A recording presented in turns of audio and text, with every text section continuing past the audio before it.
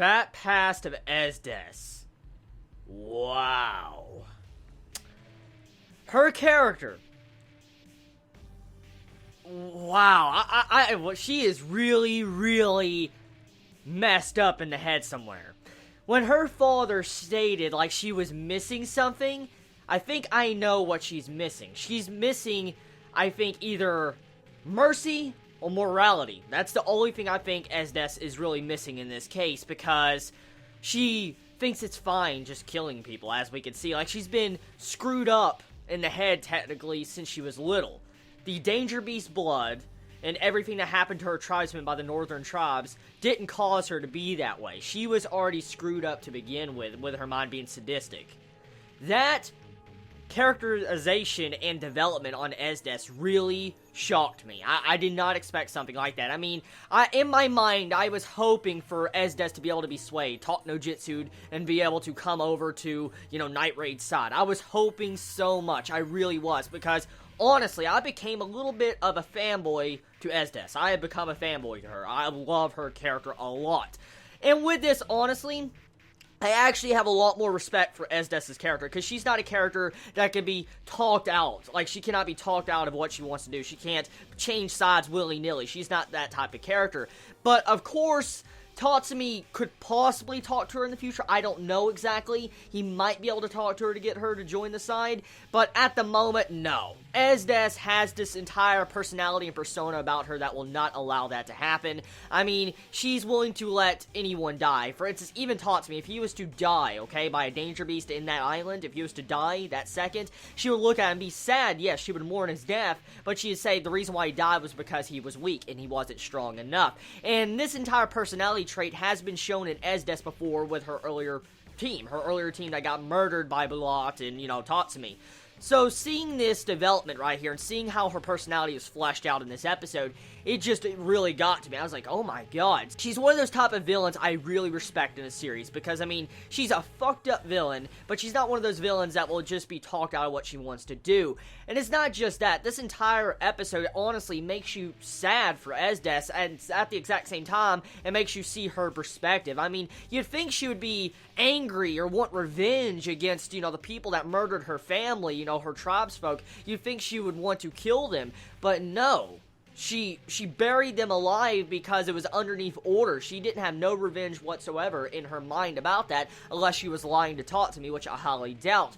And so, for her to show this characteristics, it just shows you how evil she is, how evil her character is, and if she could possibly even do this to talk to me, I mean, she would probably be fine with it. She did show sadness in her face when she mourned her father's death. You could definitely see that, and that was one of the first times you ever saw pain in her face that actually showed she was human, like, not sadistic demon like she's been shown.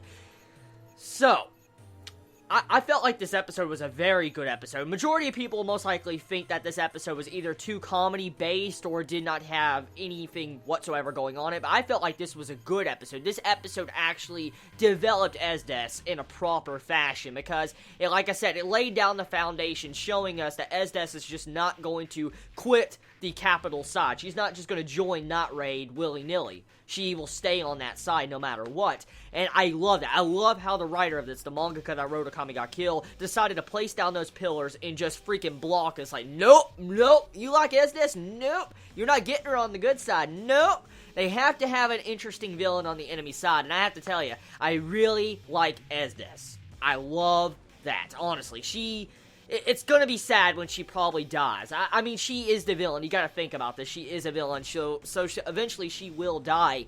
I don't read the manga, so I don't know, but it will be upsetting if she does die, because I love her character. She really makes the enemy side. The enemy side, it's Esdeath, the reason why the enemy side, the Jaegers and all that, at the moment in my eyes, are just so badass, because she just holds up the enemy side. So, Tatsumi, in this episode, you can see that he's growing some form of compassion for Esdeath. You can tell he's starting to grow a little bit connected with her, and he actually got scared, and he said he even underestimated Esdeath when he thought he could talk her out of being with the capital and join Night Raid. He said he underestimated her, so it shows you right there, he knows his perspective, his position on the status board, and who is stronger. You can clearly see that, and he's not even trying to really fuck with Esdeath in this episode, because if he does, well, you can pretty much say he's going to be skewered with ice.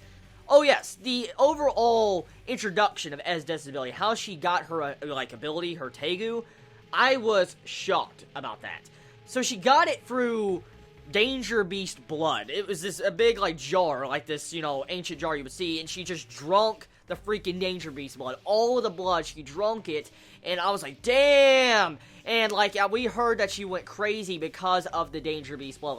We were hearing people went crazy because of that blood and went insane and stuff like that.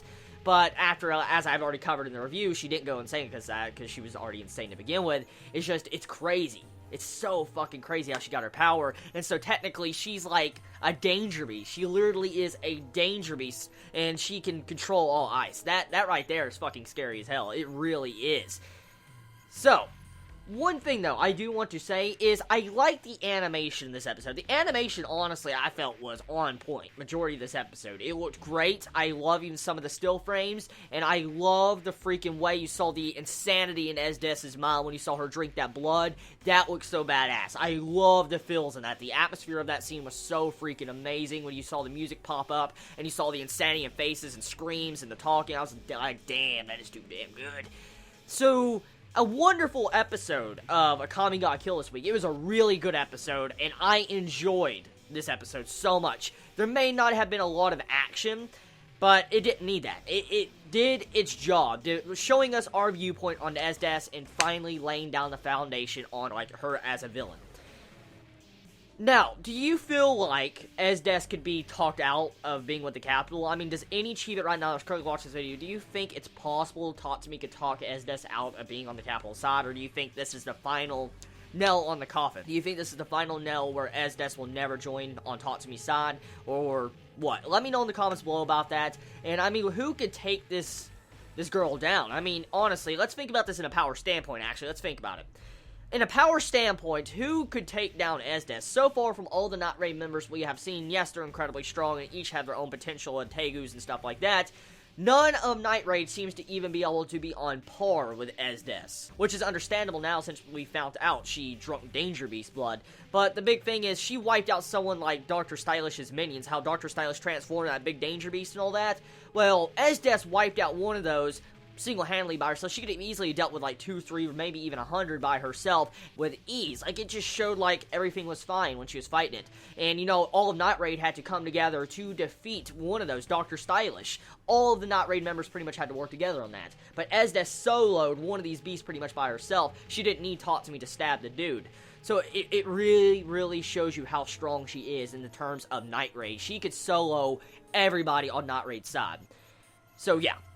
That's my viewpoint of this episode. Tell me your thoughts. If I had to rate this episode, I would give it an 8 out of 10. Tell me your thoughts. What would you rate this episode? And did you enjoy this backstory to Esdeath? Love you all so much. You have a wonderful day or night wherever you live. Please be safe. Chibi out.